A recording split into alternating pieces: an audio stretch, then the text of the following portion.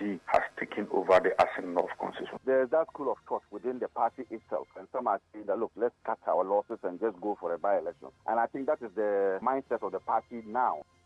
The Electoral Commission has fixed a date, and we tell you about an urgent meeting the executives of the MPP are currently holding on that impending by-election.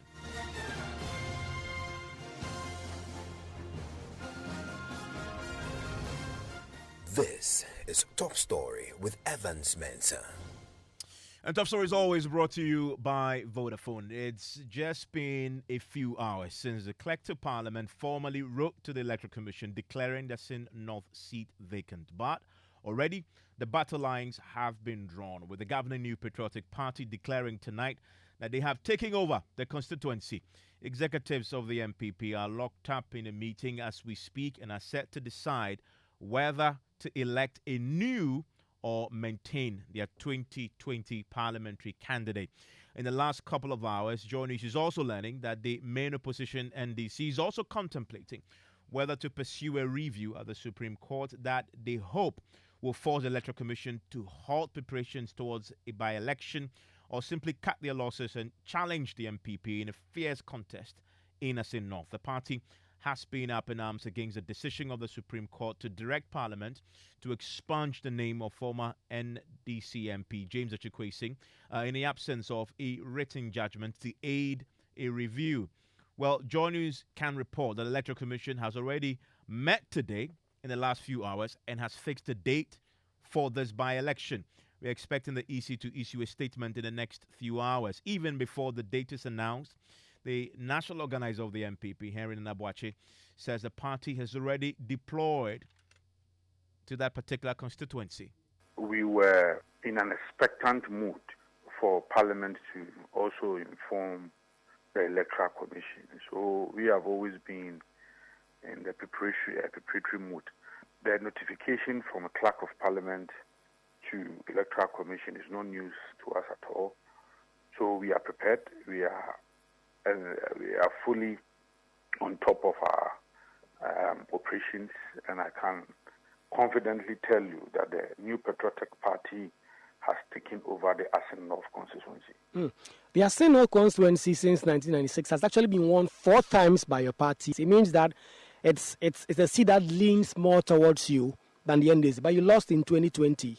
Are you very confident that with the wind of economic difficulty and other challenges in the country, you are going to win that seat? Oh, yes. I mean, don't forget that we are just coming from another by-election, which in 2020 was also a very difficult one for the New Patriotic Party. So, yes, we appreciate that there are economic challenges, but the Ghanaian people also know that we are working to make sure that things are brought back to its normal status. So, yes, we have some challenges, but clearly, if you go to Asin North now, the kind of infrastructure development we have put in place there is overwhelming, from education to health to sanitation to water to security and all of that. We have executed close to about 120 projects.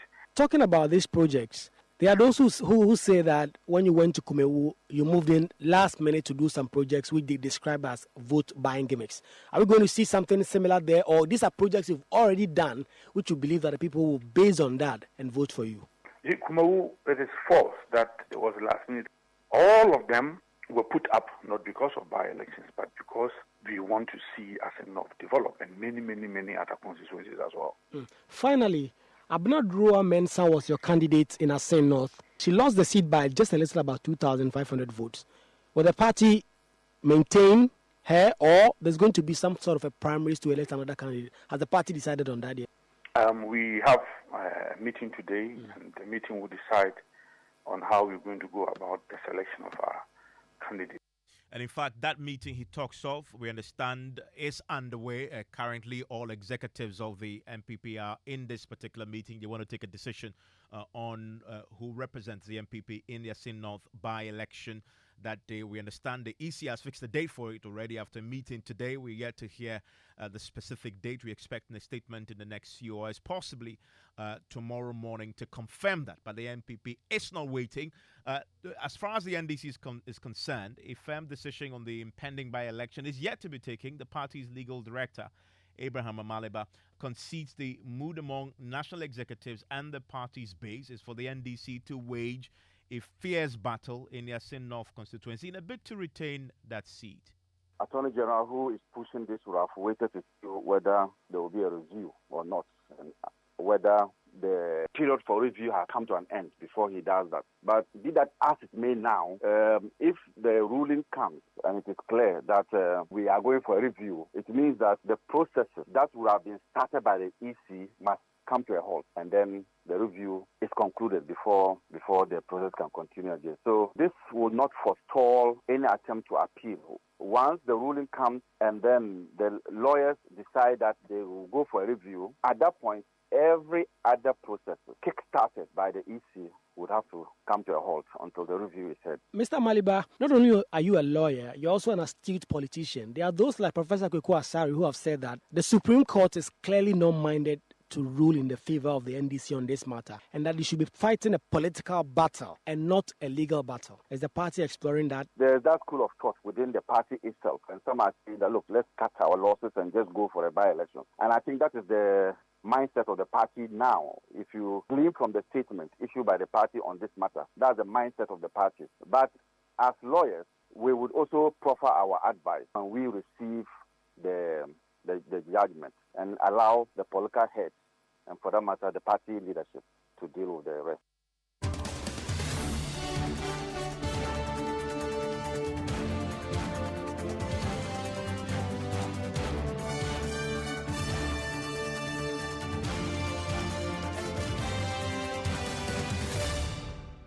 I want to bring in right now the Deputy General Secretary of the NDC, Mustafa Gbande, who joins us on the line. Also joining me, senior political science lecturer at the University of Ghana Political Science Department, Dr. Sasanti also joins us.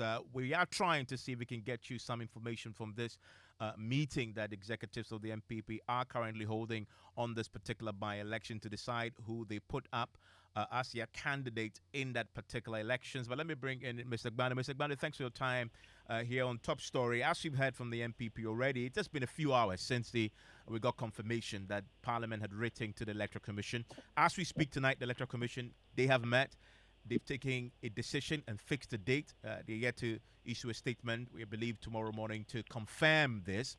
The MPP say they've already deployed to the constituency. They claim that they've taken over the constituency already with their men. They are meeting tonight to decide who they put up to contest. As far as the preparations are concerned, it's well underway now. What's the NDC's move?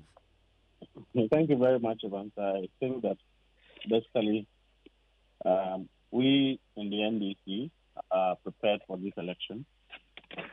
If you recall, the day the Supreme Court gave its oral judgment, we began our preparation even as we were in Nkrumah. Our constituencies are ready.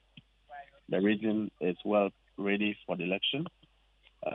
Tomorrow, we will do our review meetings, and then we will take over Asin North. I think that it's not a difficult task for us because we knew that we were going into a by-election, and so the party have already put processes in place and then programs in place. If you recall the recent vigil that was held, and then subsequently there are other activities that will start from tomorrow to canvass and to further reinforce our relationship with the constituency. We are done with our internal organization. Constituency executives, branch executives are well in place.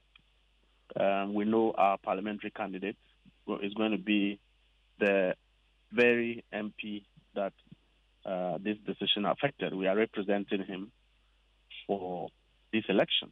And so we are far ready and we are far advanced. We are not now deciding on which candidate to present. I think we are far ahead of that. So already the decision around who to put up in Asin North? Have you decided yet, or is Yes, Jachikwe Singh? as our letter stated, we are representing the MP Honorable Kwesin as a candidate for the election. Okay, so this is a decision that's been made. Is taking and this is our decision. We haven't reviewed or we haven't changed that decision. As it stands now, we have not reviewed that decision, and so we are going and moving forward with our programs in that constituency to reinforce our base. That's all we're going to be doing now. And I wonder what has been James Achikwesi's own response to that, because in his statement, he was emphatic that he doesn't intend to pursue this anymore and possibly have thrown in the towel. Is he up for this fight? Well, Evans, when you have the Supreme Court tying your hands behind you and giving you an oral judgment, and you do not have a written judgment that even is a point where a review or otherwise would have to kickstart, what would you do? And so I believe that behind that, he's ready for the election. He's been to the constituency. From tomorrow, you would see many more activities. You see his presence visible in the constituency again, where he represents himself as a member of parliament for the Asim North. And I'm confident that he's going to win. I take it then that the party has now shifted its entire focus now on challenging the MPP in that constituency, and the concerns you had about seeking the rating judgment, etc., possibly because of your considerations of seeking a review, isn't something you're pursuing anymore. Now the focus is by-election. Let's go and run. I think it's the other way around. The MPP is challenging us in that constituency because it's our seat. We have the seat, and they have decided that beyond non-performance, they will harness state resources to come and battle us by sharing money to individuals. And so our focus is going to center on sensitizing the people to understand that if you have a government that have not performed for 6 years, a day sharing 100 cities and 500 cities does not change destiny. And that clearly you are dealing with a group that is deceptive, a group that does not follow the precedents of development and growth. And so that is where our focus is right now. They are rather coming to battle us. We are already holding the seat. We are on the ground. And so they are coming to and championing an agenda of money sharing as a new strategy they have found into election. But trust me, the people of Asin North are well awake. Stay with me, Mr. Gbande. Let me bring in Dr. Asasante into the conversation. Doc, I'm grateful for your time here on Top Story. I mean, we're talking about Asin North here. I mean, and it's interesting. It's coming shortly after we had Kumewu. So let's do some context here. We have Asin North. NDC holds it now, but if you look at the 2020 results, they got 55%. The MPP got 44%, and this is a constituency where the MPP has held it, at least if you're counting from 1996 to date, 4 times. The MPP has it 3 times. So this is not by any means a walk in the park for any of the parties. This is a real deal, is it not? It is a real deal, because if you look at the parties, their strength is almost at par. But if you look at the last election, the fact that Jachikwe Singh won the election, and now what has happened is going to change the dynamics. For instance, you are looking at issue of the economy. It's a critical factor they are going to consider in such consideration. If you look at Ghana, almost all the constituencies, that's one of the the standards they use to gauge the performance of each party and the rest of them. So that will feature strongly. And again, his issue tied to that, you realize that he won as a strong candidate.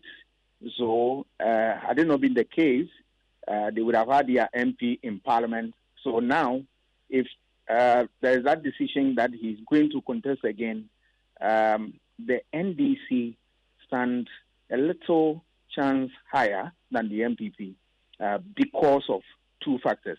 the economy, how it has experienced a nosedive, and that the people are feeling the pinch there. And two, that this is our candidate, that because of the case, that is why he was kicked out of the parliament. And now that he also get opportunity to come, if it is anything to go by, then they want to retain him. Obviously, the MPP is not going to fold his arms.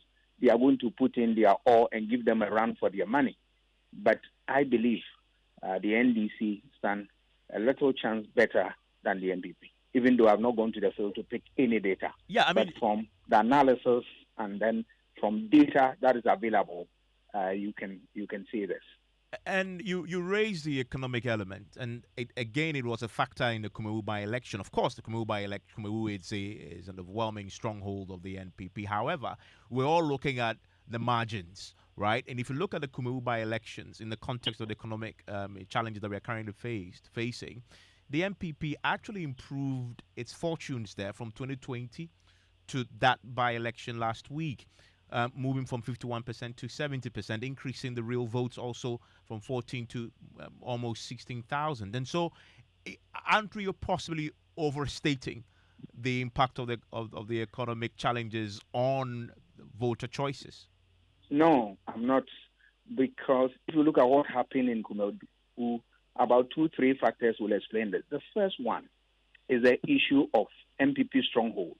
Normally, when a place is a stronghold of a party, irrespective of message, strategy, and the rest of them, people are glued to their party. So the tradition will hold sway, and that is what really happened. And two, the issue of what we call in political science tactical voting. Tactical voting is a situation where even if the candidate is not good, we want to maintain our party for a good reason. So people would throw in their vote for them. That is exactly what happened. They were not much interested in the candidate per se, but it's the party.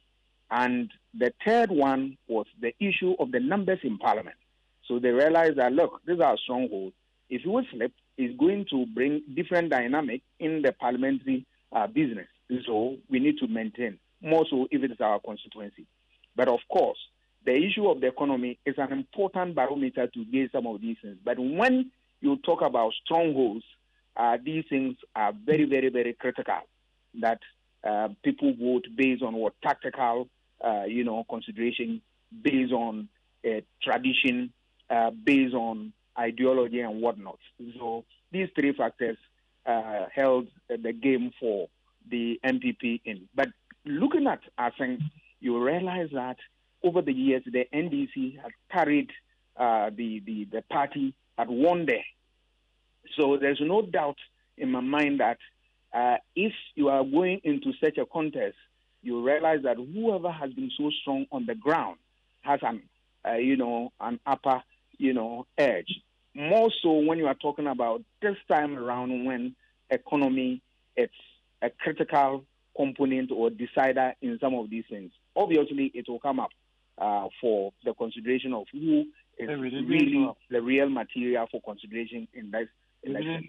The two constituencies are not the same, but I believe that the Asen one will really go for the NDC. Let me bring in Mustafa Agban. Mustafa Agban, so as you said now, the party shifted its focus now to Asen North. Is the economy going to be your trump card here? Yes, Evans, the economy is what defines bread and butter issues. But we are also going to battle with the issue of the fact that the government knows that it hasn't performed, the fact that they have decided that their only trump card is to come and share money. So all we are going to do is to stand against that crime being perpetrated. And so two things, economy and also the issue of money sharing, vote buying, we're going to stand against it. Also, you know that when it comes to strength in terms of the candidate we are presenting, he has the credibility, he has a track record on the ground.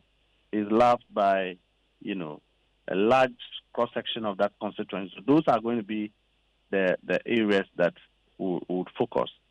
In fact, If you look at the economic issues, the fact that government hasn't done anything there, and that's not their stronghold, the fact that there's corruption, the fact that generally the government itself admits that it hasn't performed, those are going to be issues that will be considered by the NDC in this election. I mean, and Mustafa, you've confirmed that James Achikwe Singh is your choice for candidate in this by-election. However, from what I understand, there is still a criminal case pending against him. Isn't that a risky move to put him up? Well, unless the MPP has turned themselves into the court, and that if we will allow the will of justice to grind, and that should determine naturally fate of individuals put before the court, I believe that they should not be predicting the period within which they can finish their criminal matter. And so we are not worried. As it stands, it's not criminal under the presumption that an accused is not guilty until proven so by a court of competent jurisdiction. But you see where the risk is, right? Assuming, for example, that the state wins this criminal case, well, that'll be the second time that you have, jeopardy as far as your incumbent losing a seat. Well, when we get to that bridge, we will cross.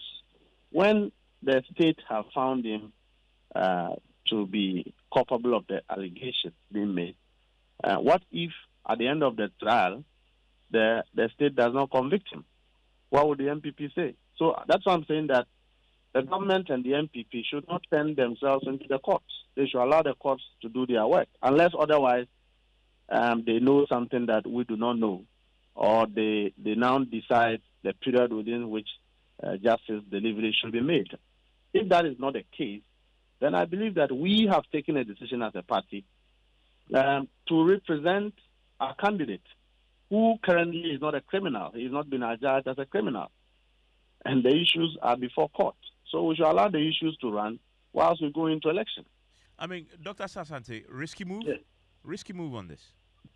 That one, I will not be able to determine, because when a matter is before court, it can go either way. So, but the people will make that right decision when they go to the poll to decide as to whether to maintain him or not.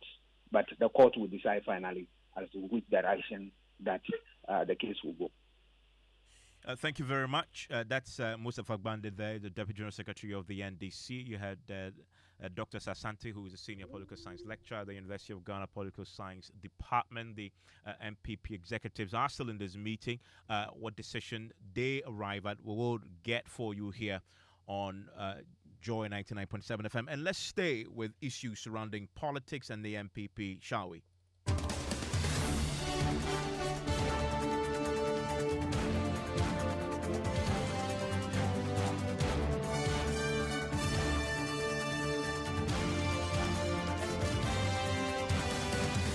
Well, as you know by now, the MPP, they have opened nominations for all aspiring to lead the MPP into the 2024 elections to pick up the forms and file it to become official, aspirants in this race that will culminate in an election that will elect one individual, the name on and face on the ballot for 2024.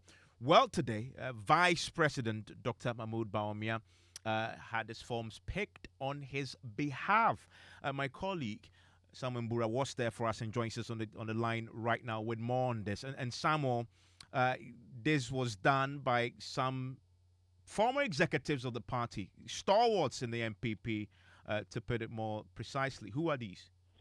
Yeah, Evans, exactly. His campaign, the nomination form was picked on his behalf by a former youth organizer and organizer of the MPP, a former, first vice chairman of the party, Fred Owari and Samuel Wuku. They were the people who led the team to pick the nomination forms. Well, we came here to pick the forms for Dr. Bawumia. That assignment has been completed, and so we're going back to the office. So what next? When officially are we going to hear you launch your campaign? Well, the candidate himself would announce that. So we know that as a vice president, people were expecting large crowd. Why is it not the situation? No, this is a private assignment. This is a private assignment. When we are ready to communicate, we'll communicate. What exactly will you be communicating? When the forms are filled and being submitted. And from what I understand, we've seen pictures now confirming that the forms have been handed over to Dr. Baumia. And Samuel, today also picking up forms is Kojo Poku. Yeah, Kojo Poku is an energy expert whom we know has declared his intention to contest the elections last year. He says he's coming into a race because of what the grassroots is saying and because of his expertise. He believes that if he's given the nod, he'll be the right candidate to lead the MPP and then to salvage the country. Well, it's been over a year, and I want to take this opportunity to say thank you to all KMP fans who have supported me for over 1 year. Last year, February, it became public that I'm going to run as the flag bearer of this party. A lot of people thought that, look, he can't do it, he can't pick form, he will not last a year. We've done this. We've gone around the country twice. We went around all 16 regions the first time. Then we've gone around all 16 regions to meet all constituency chairmen and all regional executives. I just came from the Northern region on Saturday. It is a wonderful news. And for me, I think that I came to pick the form to show that Kojo Poku is the leading candidate for this party. So how many people in all have so far picked forms? So, Evans, with today's picking of nominations by the two, there are 7. And let me just run you through the list. The first to pick the forms was Boakye Jako, the former energy minister. That was last week. Former general secretary of the MPP, Kwabena Ejejapon. Former MP for Asante Mampong, Francis Adainimo, whom we also know is going for his second time in this flag bearer race. The fourth person was a 2-time presidential aspirant, Dr. Kofi Konedu Apreku. Fifth being Agric Minister, Dr. Friya Koto. The sixth now the Vice President, Dr. Mahmoud Baumia, and then the 7th being energy analyst, Kojo Poku. Alan Chamanting, any news when he's speaking? That we have not gotten the information yet, but we are still pitching camp. But what I'm getting is that possibly in the course of the week, he should be picking his forms.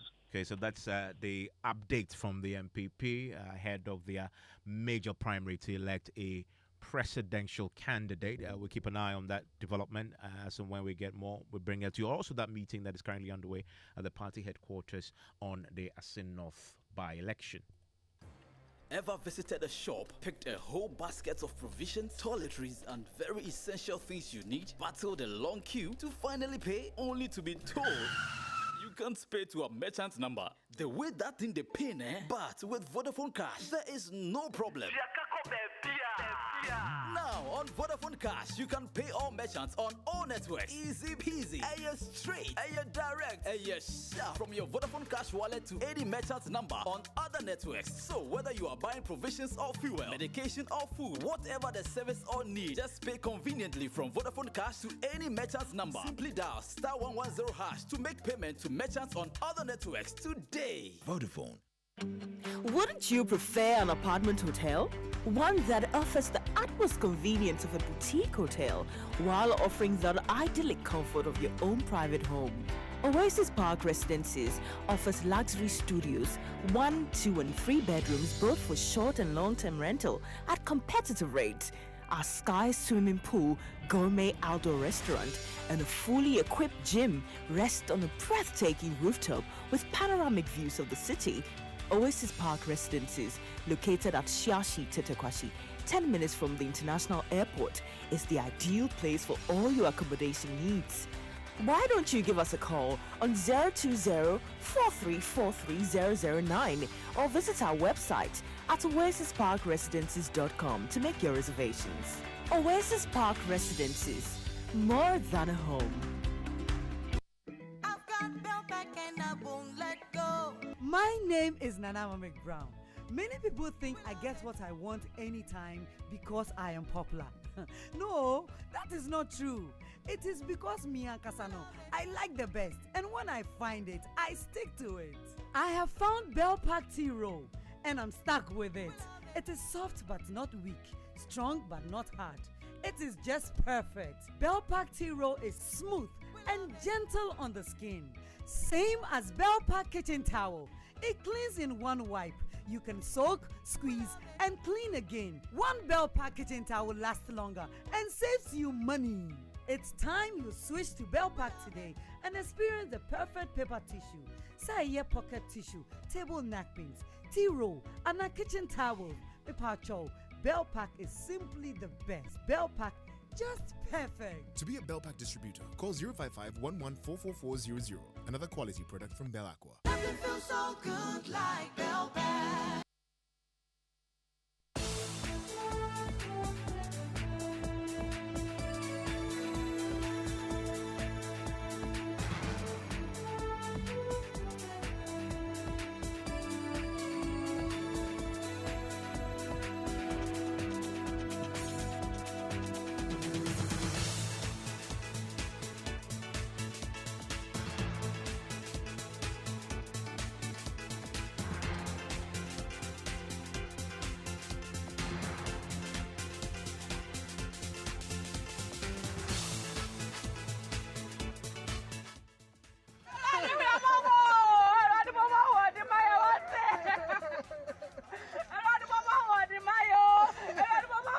Tonight, 34 out of the scores of illegal miners confined in a shaft belonging to Anglo Gold Mines have surrendered themselves in spite of earlier fears of arrest. The Obuasi East Security Council has tonight joined operations to persuade the rest to come out of the pit.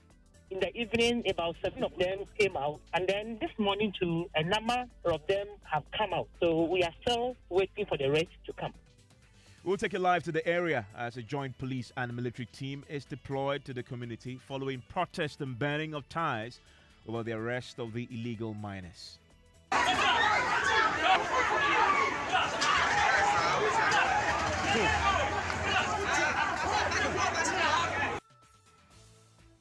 The hands, the leg sliced off, and the body was even divided into two, the intestines on different way. We have some who has had their legs chopped off, some their hands are chopped off. Closer to home, yet far away from home. That was the fate of at least 6 people who died this morning's crash at Gomwa or Treko on the Accra Cape Coast Highway. We'll hear from family of some of the deceased as they struggle to come to terms with the gory accident. What I saw over there is very painful, very, very painful. But if you're even not a man, you can't even stand on it. I never wished this for him, but you know, you can't just predict nature. Anything can happen at any point in time in life. Meanwhile, 17 of the injured have been rushed to the intensive care unit of the Winneba Trauma and Specialist Hospital as they battle for their lives. Those who were sent to the intensive care are corresponding to treatment. They have actually been stabilized. In business, will intensify campaigns to encourage more persons to re-register their SIM cards as about 9 million subscribers risk deactivation by close of work tomorrow. You want to stay with us for that, plus what happened in court today when Bessa White appeared before the Supreme Court, charged with contempt. Clearly doesn't sit well to be the complainant, to be the prosecutor, to be the judge in a matter involving yourself, particularly in contempt ex facial query. We'll tell you why that conversation about the legislation to check the power of contempt of the court is back to the fore.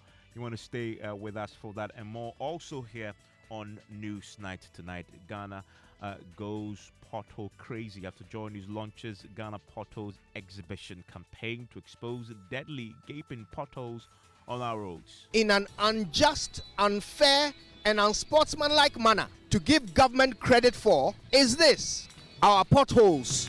Yes, sir. They be.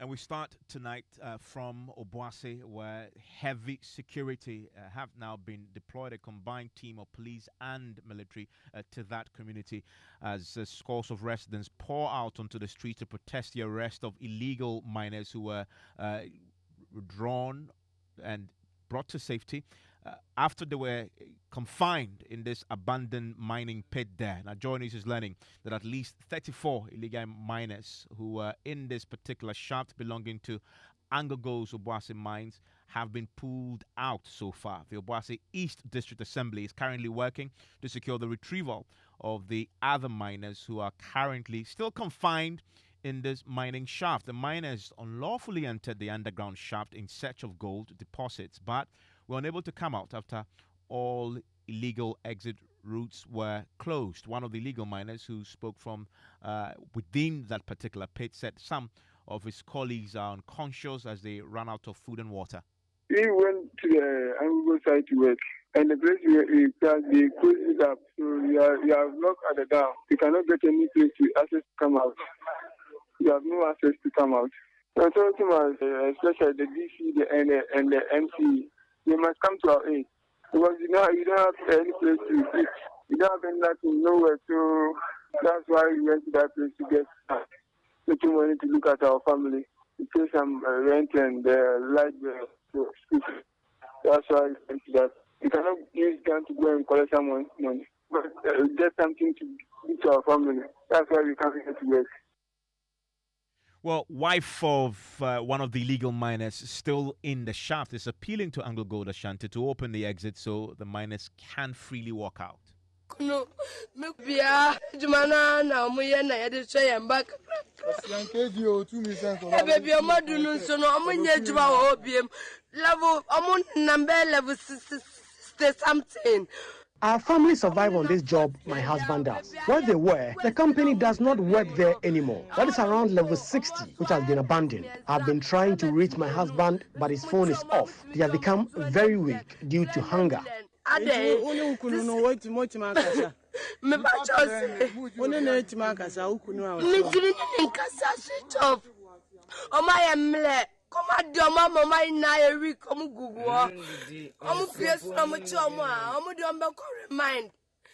when they are apprehended, they'll be remanded in police cells. My husband was remanded for a month, and now this situation. I don't know what myself and the children are going to do.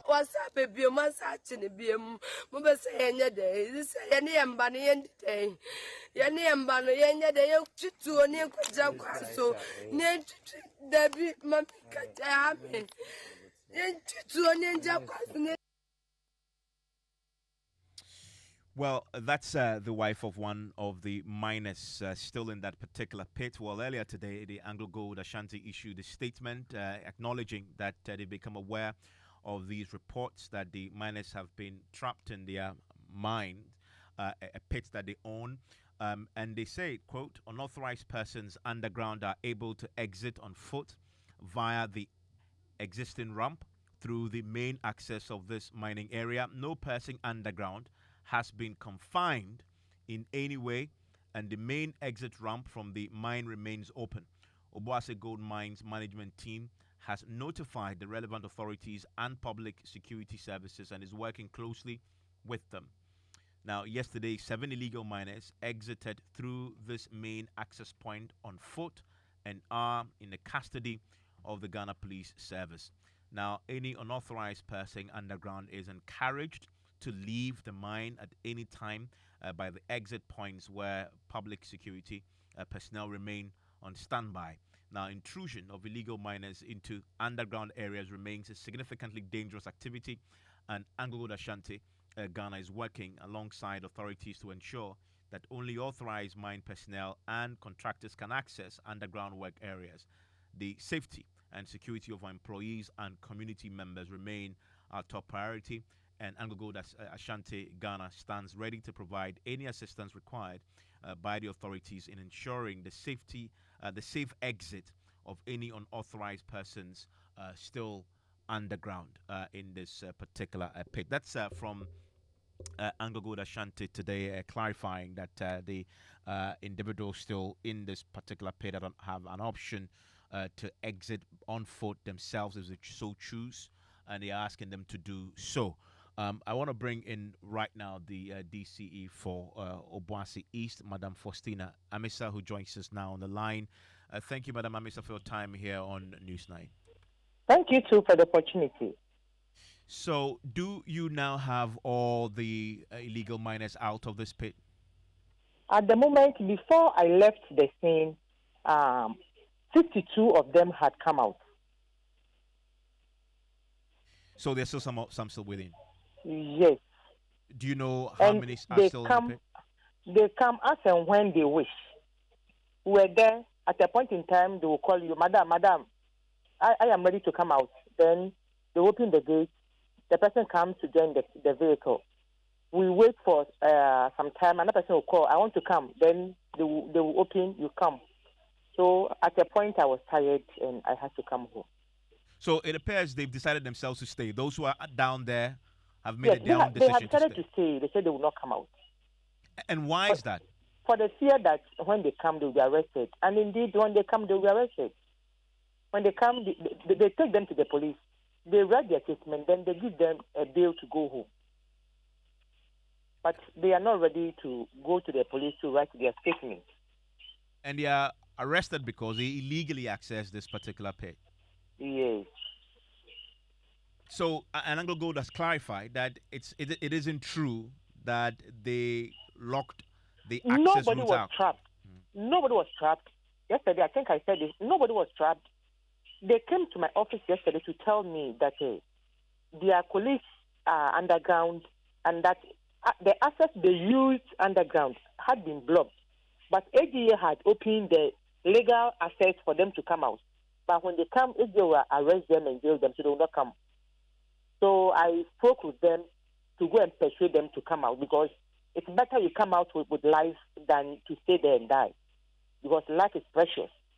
So they went back. I made some engagements, and yesterday in the evening, 7 of them came out, and 1 was able to escape, and then 6 were given to the police. This morning we were there. I engaged them. They were there face to face. The only thing which was dividing us was a burger proof, something which was used for the gate. They said they will not come unless I promise them that when they come out, they will not be taken to the police. And I cannot give that promise. I said at least you go to the police, you have to a statement, you are giving bail. Some were willing to come, others said they will not come. They are waiting. So the bus is still there, the gate is open. Anytime any of them is ready, then they will come and join it. So gradually they are coming in bits. And you chair the District Security Council. I believe you've stationed officers at this particular mine to deal with any disturbance. The divisional commander himself is there with some of his men. And how long are you willing to put the men on the ground? Because, of course, I mean, if they are waiting you out, they'll wait you out until you are exhausted, maybe before they come out, if that's the plan.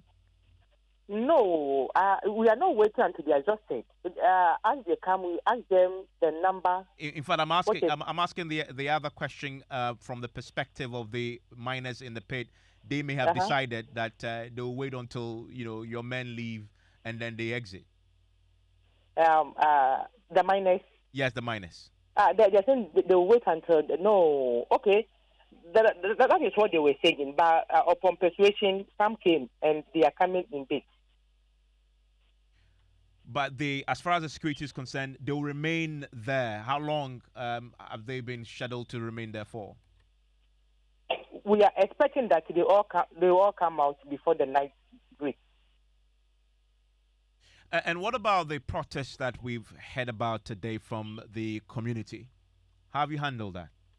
Which one? Excuse me. I understand from our reporters on the ground that some of the community members were not happy with the situation of the arrests of the miners, and that had been an issue that you had to contend with. How have you handled the concerns from the community? Oh, okay. You see, I was at the scene, that is in the mine, when I heard that some of the community members were also demonstrating that they should be released. But upon engagement, we calmed them down. those that were bought first, their statements have been taken. They have been billed to go home. So the tension is now, the tension has now become down. I see. And as we the tension is not as it was in the morning. You've had this. Now this is under control. Excuse me. This is under control. Yes, things are not as it was in the morning. I mean, it appears to me that there's this tension between the community and Anglo Gold Ashanti generally. Maybe a reason why the miners thought they could do this. What's is your outfit, the assembly, the District Security Council doing to improve relations between Anglo Gold Ashanti and the community? Yes, it's regular engagements and then addressing some of the concerns that they raise occasionally. Some of the concerns they raise is employment issues, and then areas be given to them to mine. I remember about 2 years ago, they raised concerns about areas that they want to mine. I can mention areas like Abompe, High Tampin, and Jabusu, certain areas which are within AGA concession, but at the moment AGA is not minded. In fact, officially AGA has not written to them to work there, but some of them are working there, and they've been there for more than 1 year. And then in terms of employment, in fact, I would say AGA has not done much so far as employment is concerned. And they are also a company. They have their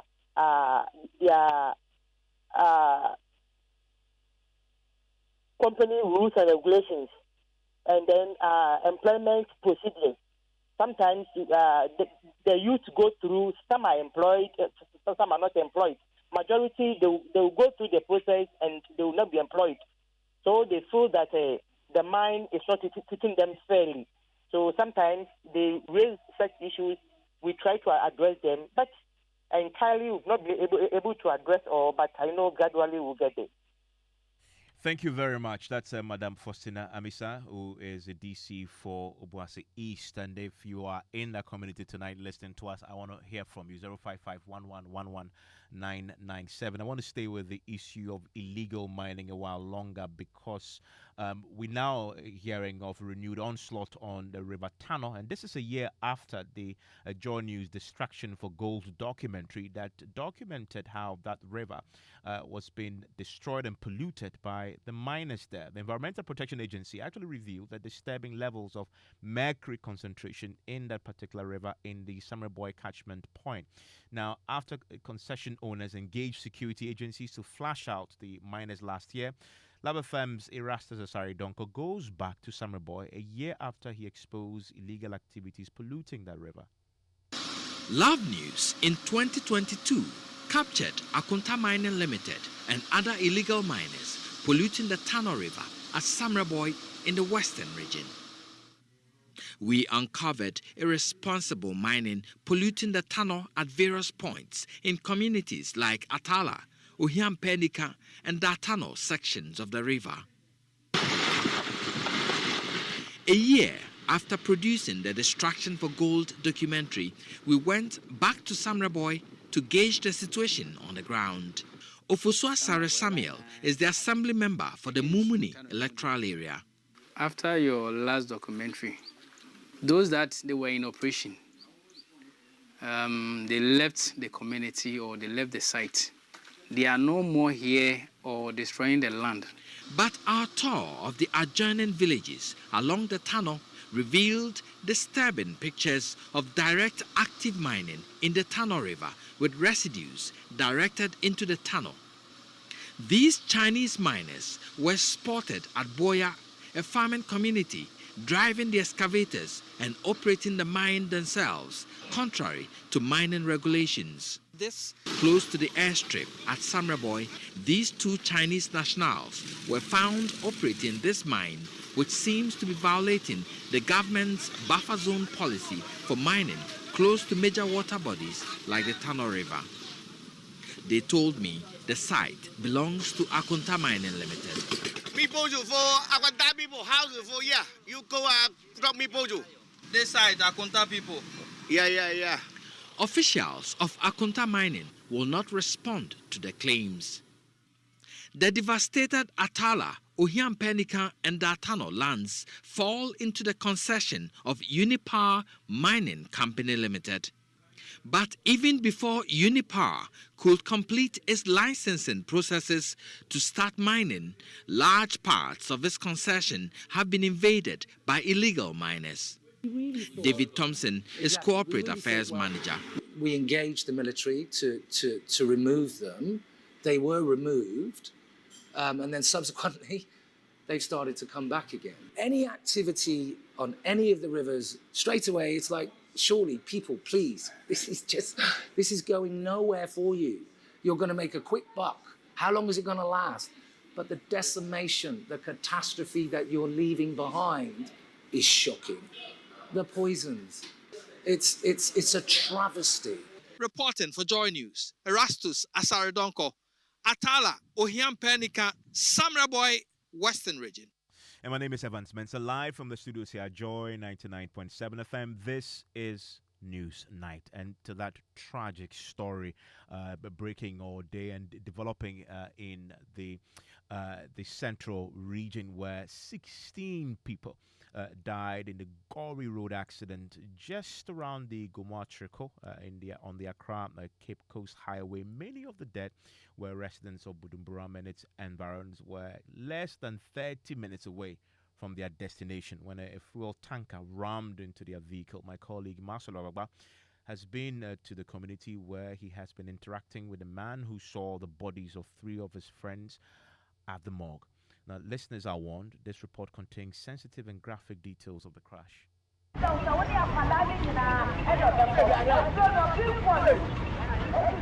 Sounds from the megaphone here at the bus terminal, where one of the vehicles involved in the crash was driving to. The driver works for a transport company here at this bus terminal. A cloud of grief still hangs here on this community here in Bujumbura. Many of the people I've been interacting with here are still mourning the deaths of their loved ones, their colleagues and friends. Closer to home, but far away from home. Here I've met Bob Hagan. Bob Hagan is an executive of the Ghana Private Road Transport Union, Ghana, Liberia. And he was at the morgue because he lost his friend also, Clement in Japan. And Joe Walter. And you told me that another woman, Auntie Frema. So 3 people, 3 friends, 3 people you personally know, you lost them in this crash. Tell me, what did you see when you got to the morgue? Especially for Clement. What I saw over there is very painful. Very, very painful. But if you're even not a man, you can't even stand on it, because we are about 6. We went there, none of them able to even enter the mall. And the way I heard the news, I was not even believed that even my friend, whom I even spoke with him yesterday morning, and all of a sudden this morning I've been hearing that something terrible like this happened to him. So you interacted with Clement yesterday in the morning? Yesterday in the morning, when they even crossed the border. Because normally when after crossing the border, go through the custom and immigration formality, they even egg the this is the boss. Okay, so even as I'm interacting with Bob Hagan, the U-turn bus that was also involved in this crash is being towed away. It's a long red bus and being towed away. And even as it is towed away here at Bujumbura, you can see some of the residents here, some of the people who work here, looking at it. Many of them unable to control their emotions because they know that this is the bus that their friend and colleague was driving. Yeah. So you were telling me earlier that, I mean, his body, his body parts were severed. Yes, his hands severed. The hands, the legs, I think the left side of the leg sliced off, and the body was even divided into two, the intestines on different way. So when the police came, we used the police pickup. We look for a plastic bag. We put all the body in one side. I want to say sorry to our listeners. Yeah, this is very graphic. Very, very bad. And Joe Water to get a very, very wound behind his forehead like this, the head like this. He get a big mark on his back. That even if they want to do a postmortem, they need all that one to be done before even they want to even. So Joe Water also died? Joe also died. He's your church member? He's my church member who are attending Winners Chapel. He's my church member. And Auntie Frema, who is she? Auntie Frema is a business a woman that she always come to Ghana and purchase some things, and you will give it. We are the transporters, so we even work along with them most of the time. So sometimes they may even send their money. They get their people here. They bought the items. They send it. But this time around, maybe you have something urgently to come and do in Ghana. That's why she herself on the way coming. Then this incident happened. But what I learned is she's supposed to even drop at Takoradi, but she was sleeping. So before she wakes up, she noticed and found herself that she had the Winneba. And the Winneba from Winneba here to is just a 25-minute drive. So she decided that then she will come along, then she will collect the things and go back. And unfortunately, from Winneba to Ochireko, it's just like from here to the police station, then this incident. And you saw a baby too? You said? I saw a baby about 1 year, 6 months, or 2 years old baby. He have a cut on the head, but the baby even died instantly. The baby died instantly. Never condolences. Yeah. So sorry. All right. May their soul to rest in perfect peace, and may the good Lord keep them in the Abraham bosom until we all meet again. Thank you too. Well, many of the injured passengers have now been in intensive care for a few hours now at the Winneba Trauma and Specialist Hospital as they battle for their lives. Listen to the Winneba Municipal Fire Service Commander, DO2 Kwesi Hughes. We just came back from the hospital. Those who were sent to the intensive care area are corresponding to treatment. They have actually been stabilized. Those at the emergency scene are also being taken care of. For now, there has not been any more deaths. So what it is that later in the evening before we close, we'll pass there again to see how they are doing. Some will be dead, some are injured, and they are in pain, so they will forget about their valuables. So in the scene, you will come across their valuables. You come across money. You come across things that, they are traveling with things that are important to them. Yeah, so we came across, particularly came across just about we finishing the rescue, we came across an amount of money in dollars, $9,000 in all, $9,000. And I want to go live now to the Accident and Emergency Center of the Winneba Trauma and Specialist Hospital, where my colleague Maxwell Abagba is standing by. Maxwell, this definitely a tragic story, and you are real in the thick of things there. First off, let's get confirmation of the numbers as far as the fatalities are concerned. I know you've been talking to hospital officials there. What are they telling you? Well, Evans, the health personnel who've been interacting with here are not certain of the number of people who were brought in here dead.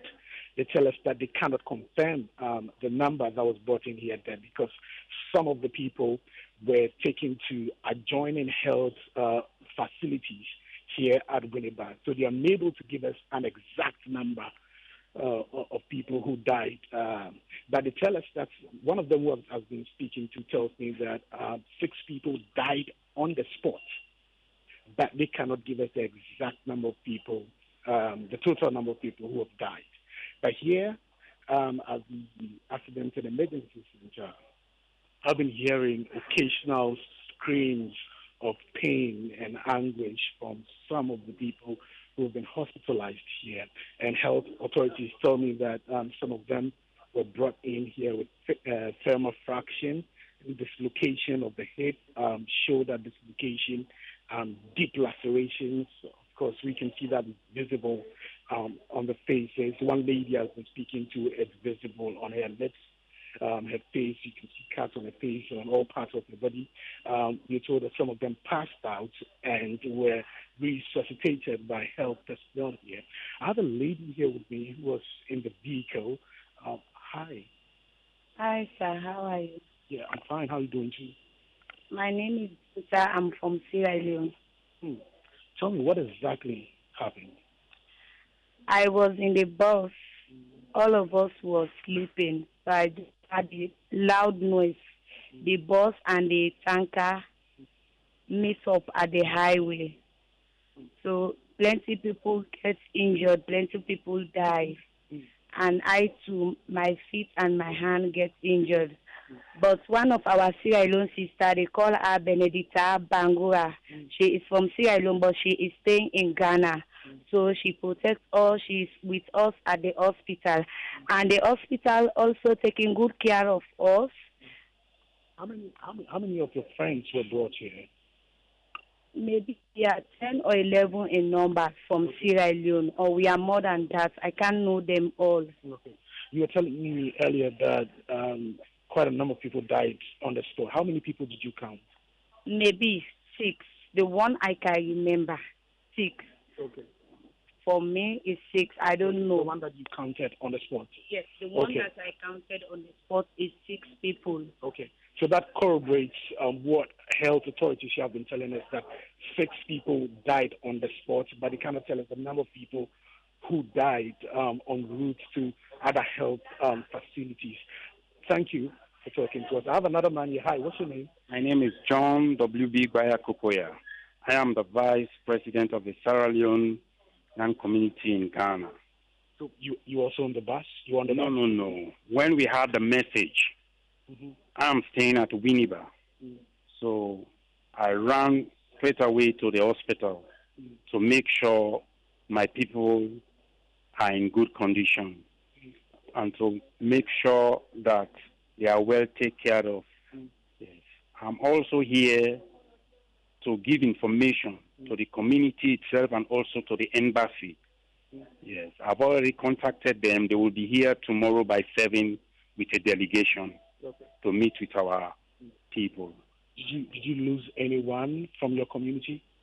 Well, the community, I will say every Sierra Leonean belongs to the Sierra Leonean community.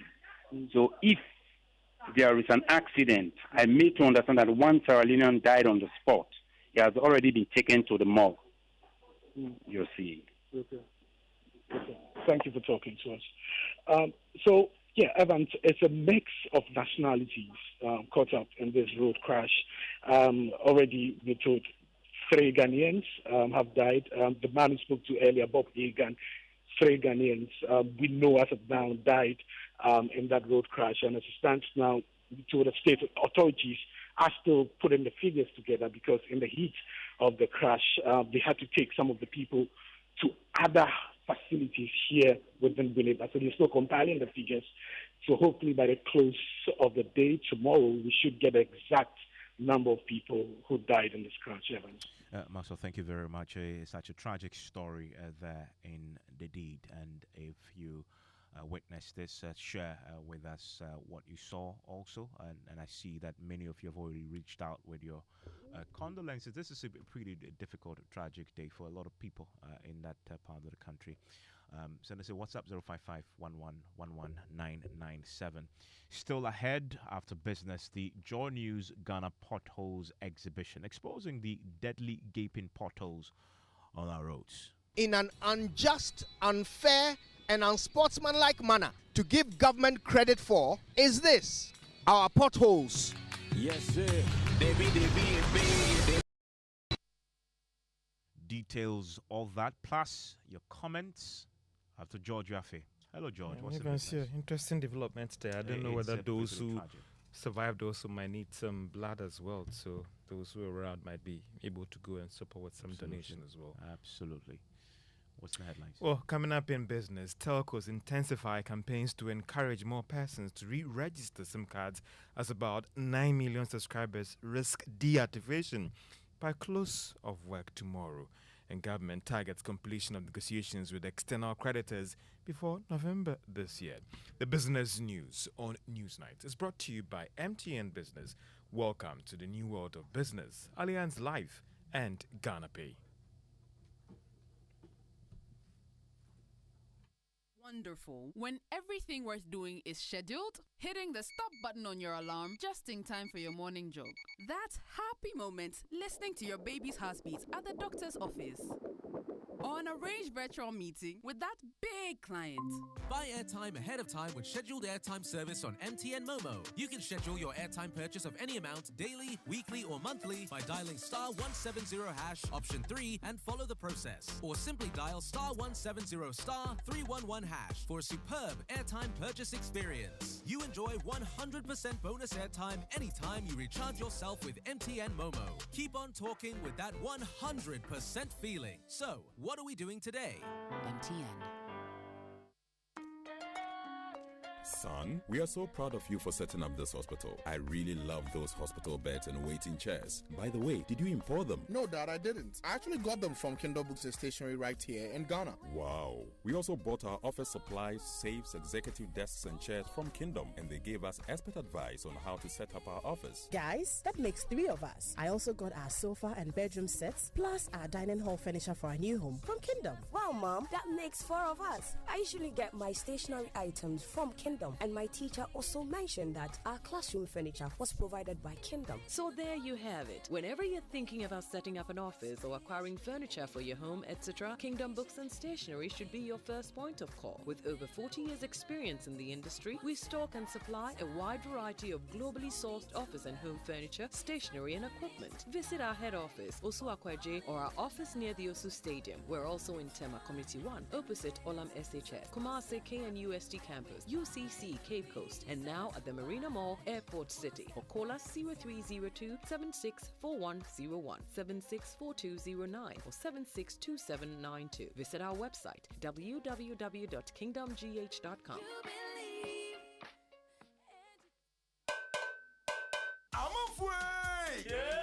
Media Sambisanda mo. Etiemrantia no. Mumu hwan pa na tumi hwe na mo bodompe mu ma na yakono. Eye kwabna. Na mumu hwan so na tumi twasmale ma yɛ nyina de. Eye kojo. Enu kro. Kobre tumi hwe na bodompe mu sense o yusu president eba. Aye den aban ne do braye. Bo si echi na mo ho ban na sem ma na ho de ne. Sa. Ani na kudwo nso yusu president chako. Na enu ne de e ma wo se wo ye krejen fita. Na watimi asiri bedwo ma na feel you. Ey kojo. Sa. Yeah. Pepsodent Eba and a Pepsodent Charcoal. Afedie. You're gonna natural. FDIJ Jadion Katuyatu. Prepare for an unforgettable theatrical experience as Image Bureau, in partnership with April Communications and Joy FM, present A Detective Calls. You must apologize to her at once. Apologize for what? Doing my duty? The most intriguing play of the year returns to the National Theatre, Saturday 3rd and Sunday 4th June, for 2 captivating shows each day at 4 p.m. and 8 p.m. It didn't seem like such a terrible thing at the time. Don't you understand? Grab a ticket for this highly anticipated rerun for only 150 cities at Kuala, Airport Shell, Nalim Stores, Betona Total, Frankie's, or online at www.imagebrogh.com or dial *713*101#, supported by Neeplant Car Rentals, Teachercraft, Daily Guide, sponsors The Sport Furniture, Saka Homes, A Detective Calls. Because you're not the kind of father a chap could come to when you're in trouble, that's why. Hey, don't talk to me like that. This is not a comedy. You're welcome back to Business on Newsnight. Now, telecom operators are intensifying campaigns to encourage subscribers that have not re-registered their SIM cards to do so. Now, most of the telecom operators have been sending text messages to their subscribers, as well as changing their caller tunes, the announcement that they could lose their numbers if they fail to re-register. There's also been several messages on various social media platforms as well. Now, there are projections that about 9 million subscribers risk losing their lines permanently if they fail to re-register. Meanwhile, Chief Executive of MTN Ghana, Suleiman Dadivo, says he's worried that a lot more persons are not responding to their push to re-register their SIM cards.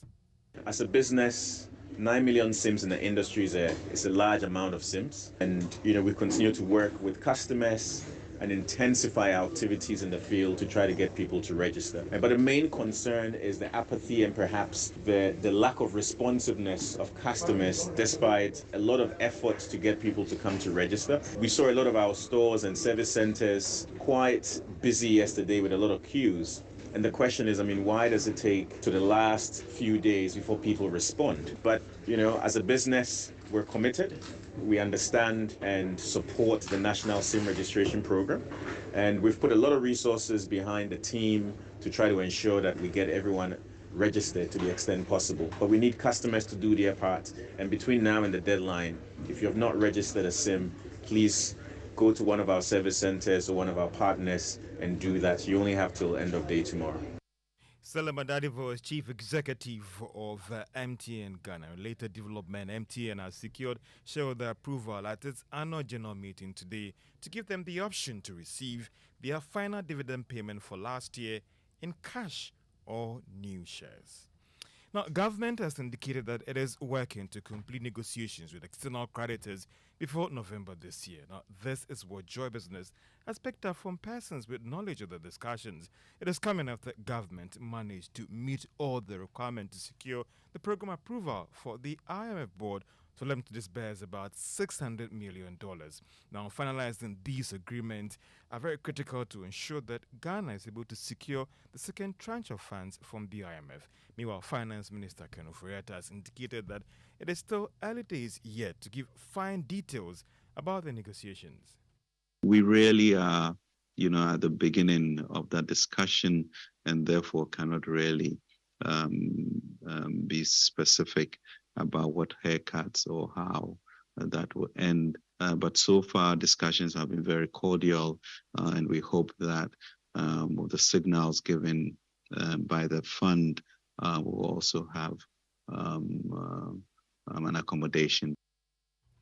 And that is Finance Minister Ken Ofori-Atta. Now, by the end of next year, businesses are required to issue the only electronic invoice, that is the VAT invoice, for goods sold and services rendered to their customers. Now, this is part of strategies by the Ghana Revenue Authority to fully automate the operations. There is more in this report. The Ghana Revenue Authority has already rolled out the electronic VAT invoice on a pilot basis. The authority has argued that it is a more efficient way to track the sales and transactions of firms that are supposed to be taxed. The Ghana Revenue Authority is planning to use it as a certified invoicing system for their operations as well. Launched in October 2022, the Ghana Revenue Authority is planning to make the sole medium for issuing VAT invoices, and we are learning that e-VAT will cover all large taxpayers by end of June 2023 and about 80% of all VAT revenue by end of 2023. These proposals were captured in the economic document that government sent to the IMF on how it intends to stabilize the economy under the fund program. Government maintains that this, together with other initiatives, will help to improve Ghana's revenue situation going forward. And that is the Business Desk report. Now, Bank of Ghana continues to take measures to support the importation of finished petroleum products onto the market. The regulator today sold about $20 million to the importers of these products through their auction program. Now, this is a special initiative targeted at importers of petroleum products, a move that should help impact on suppliers on the market and even prices. Now, the IMF has advised the Bank of Ghana to review this program going forward because of the impact on its reserves. Now, meanwhile, oil marketing companies should from tomorrow start taking steps to review prices of petroleum products at the pumps. Now, the Ghana cedi has come under some pressure over the past few days. This was after recording some significant gains against the dollar after Ghana secured the IMF program. Well, it appears the local currency's good run couldn't be sustained. So what is accounting for this? Let's hear the thoughts of Kuku Akukumson. He is an economist at Databank Group. We realized that after first tranche disbursement of 600 million came in, just like you mentioned, the city has lost about 9% in last weekend. Most of the losses were due to demand from the local corporate, as well as some demand reversal on some participants who felt due to the announcement effect, the city would have gained incredibly on the forex market. And as such, after the announcement or after the agreement with the IMF, and we still didn't see that sharp rise or the sharp strengthening in the cedi, they decided then to still demand or keep a hold of some FX just in case. So you see that there's increased demand both from the local corporate side and also from the speculative side as well. Kwaku Akukumson is an economist at Data Bank Group. Well, if you turn to the Forex bureaus, today you need about 12 Ghana cedis to get a dollar. To the stock market, and MTN is back to winning ways as it was up by a peso to close at 1 Ghana cedi, 9 pesos. Now, Benzo oil palm witnessed one of its biggest jump on the market today. It was up by a cedi and 11 pesos. So now it is worth 14 Ghana cedis, 11 pesos. And that's all for business on Newsnight Events. Joe, thank you very much. And a few of your messages on our WhatsApp console now. This one from Gonu. It says, Evans, my condolences to the families who lost their relatives in this crash on the Winneba Road. I wish them speedy recovery. Sena from Agonu sent us that one. Also, another one in on the situation in the Obuasi area with the miners in the shaft. This one from Ave Dakba, who says, please, DCE should stop all this and simply take care of the family and the citizens there because they elect her. And another one from one of you listening to us, has no name. He says this illegal money issue is sad, and I will never, he says, believe the company. Why it's a country, these, he says he has issues with the way the company has handled this as well. And a final one on the subject of the politics on Top Story. This one says, hi Evans, isn't there a criminal case against James that you're facing for that particular offense? Well, there is. The party says, well, still, he is their man for the by-election. You're still live here on News 9 on Joy 99.7 FM. Now, station time saves 9, but certainly not on Ghana's roads. The rains have once again exposed Ghana's monstrous, craziest, and deadliest potholes. Many portions of our roads will not have deteriorated into gaping potholes if state agencies had fixed them on time. Today, Kojo Yankson kicks off the Joy News campaign Ghana Potholes exhibition, which exposes what he describes as widows and widowers making manholes on our roads. He accepts. Much as it is the role of the media to scrutinize government, it is also important for the press to give them credit for their achievements. Now, one particular achievement for which the press has failed woefully in an unjust, unfair, and unsportsmanlike manner to give government credit for is this: our potholes. Yes, sir. They be,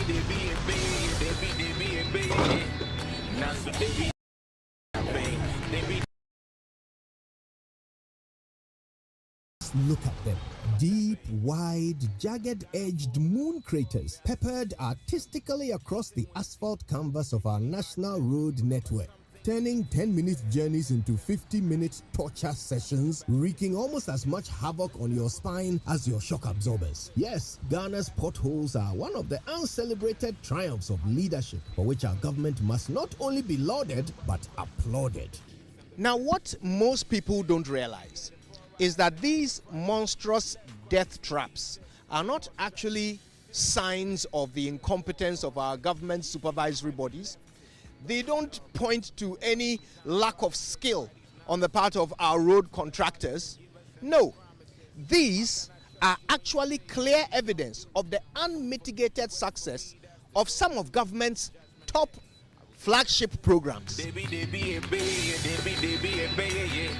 Which programs, I hear you ask? For the answer to that profound question, we must take a closer look. Look at this one. Mid-sized, quite deep, shaped like some sort of asphalt amoeba. To you, this is an accident waiting to happen. But to the government, This is perfect for planting corn. Yes, sir. They be a bay, they be a bay, yeah. Now so they be pepper that pain. They be a bay, they be a bay, yeah. And it's not just good for planting corn. Potholes are perfect for rice plantation. Ghana for some show some. I say when tea will be ready my tem. Tomatoes. Things need to be said and ten. Even cocoa. As the rainy season approaches, the true value of these potholes becomes apparent. They are perfect for a farmer in planting for food and jobs. So there you have it. If you have ever wondered why some of these potholes you see on virtually every road in this country of ours never get fixed, well, now you know. And that is not the only flagship program that government is delivering to rip-roaring success with these cherished and beloved potholes. There is also one village, one dam. Just think of the irrigation potential for the Planting for Food and Jobs project we saw earlier. And we're still not done. Look at this. Look at the deadly jagged edge of this particular beauty, shaped like the fangs of a village witch.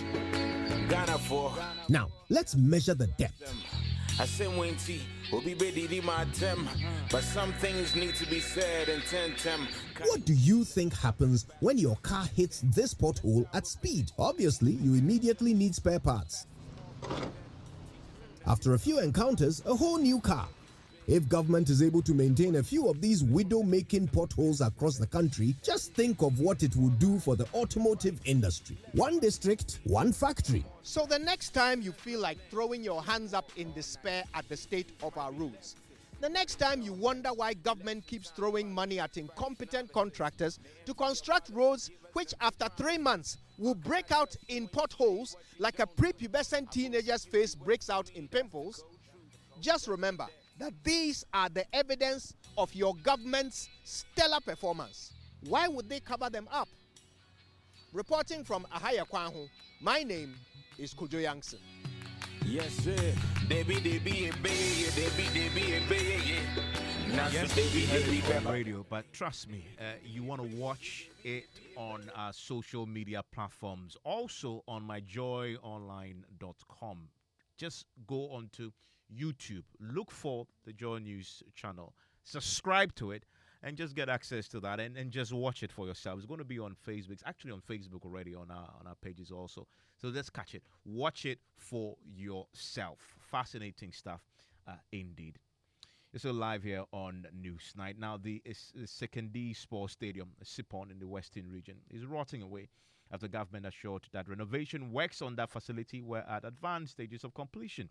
In 2020, a government report revealed it will invest over $3 million to complete that first phase of the renovation. Now, in spite of that, the stadium has been left in a deplorable state, largely because it hasn't had any renovation since its completion for the 2008 Africa Cup of Nations. Now, my colleague Samuel Kojo has been to the facility and has come through with this report. Mr. Speaker, some stadia across the country were renovated in 2021 and at various stages of completion as follows. Accra Sports Stadium, 98%, Phase 1 of Babayara Stadium, 98%, Esipon Stadium, 90% complete. That was Ghana's Finance Minister, Ken Ofori-Atta, presenting the 2021 budget statement on the floor of Parliament. After his pronouncement, many Ghanaians, especially those in the Western region, who knew the state of the stadium, became angry. One of them is the Member of Parliament for the Eskado-Keten constituency, Joe Gate. I write with regard to the above. The Finance Minister, in the budget statement delivered on Wednesday, 17th November 2021, stated that rehabilitation works on the Sipon Stadium is 90% complete. My checks reveal otherwise. As Member of Parliament for the area, I would be grateful if you could furnish me with the update of the said project, which is located in my constituency. Furthermore, if the information given is accurate, please furnish the Finance Minister with the accurate information to enable him advise himself accordingly The project is of great interest to me and my constituents. Counting on your usual cooperation, respectfully yours, Joe Garte. 2 years after the pronouncement, I have come here today to see if anything has changed. What I see is nothing more than an eyesore. Outside, I noticed that some of the ceilings had completely been ripped off. The few pieces of wood and patches of ceiling that remain are falling off. The state of the restrooms is deteriorating. Nothing appeared to indicate a well-maintained stadium. To put it simply, the entire place is in shambles.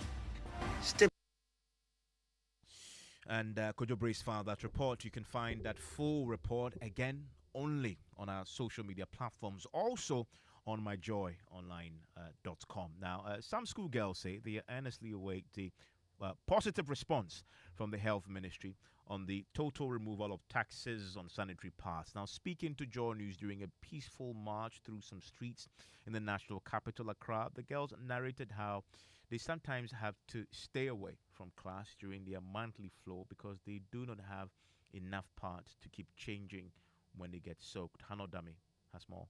The day that I did not have a pad, I stay home and use rag. Nima Mohammed is one of the many girls who tear up when their menstrual cycle begins. It's not much about the pain associated with the monthly flow. For her, it is missing her favorite lesson because her pads run out by the second day due to the heavy flow. According to the CSO's platform on SDGs, Nima could have afforded the quality of sanitary pads she needs every month if the taxes on the commodity was not that exorbitant. There is 20% import duty, there is 15% VAT on it, and then there is the ECOWAS levy, there is AU levy, there is EXIM levy, there is processing fee, there is special tax. There are about 14 different taxes that are on the pad. After marching from the Ifra Sutherland Children's Park to Parliament House, a student, Latifa Abdul, read the petition on behalf of the group. Kenya has cancelled taxes on sanitary pads and has been investing in free sanitary pads distribution to low-income communities. Rwanda and South Africa have also removed taxes on sanitary pads. Now is the time for Ghana to join its peers in protecting, guaranteeing, and upholding the fundamental rights of her adolescent young women and girls. Head of Communication at the Health Ministry, who received the petition, assured the Gender and Finance Ministries will deliberate on the issues raised and resolve their concerns. And I'm giving you an assurance on behalf of the Honorable Minister, management of the Ministry of Health, will expedite consideration into this. For Joy News, I am Hannah Wadame.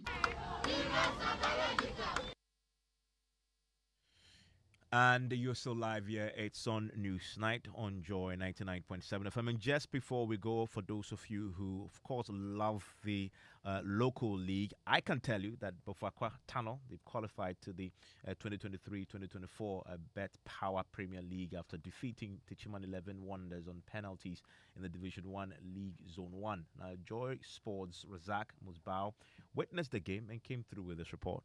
To be here, I'm very grateful to be here. I thank you everyone for coming out. There was fantastic quality. Well, you can catch the report in our subsequent bulletins, but that is information for you, that those who love Bofakwa Tano, good news for you out there. They have qualified to that 2023-2024 Bet Power Premier League after defeating the Chiman 11 Wonders. And that's it for Newsnight tonight. But just before we go, I have a gentleman who is joining me in the studio right now. And he's coming up with the Geek Squad, having an exciting conversation about something geeky. What's that? So we're discussing whether laptops should replace textbooks and exercise books in schools. That is interesting, and it's on the back of the announcement this week by the government that is going to happen. I think so. I mean, I think it's long overdue. Don't you think? Indeed, so? It is. It's long I overdue. mean, if we've gotten to the point where AI is creeping into the educational system, we need to catch up. And the thing is, I remember when I went to school outside this country, that I realized that, look, you rarely read an actual book. Mm-hmm. Everything is digital. So the book is there, you just download it, you read it. Yeah. So yeah, of course. I mean, this is a good conversation. I'll be listening. Great. And that is Spiky and the gang up next.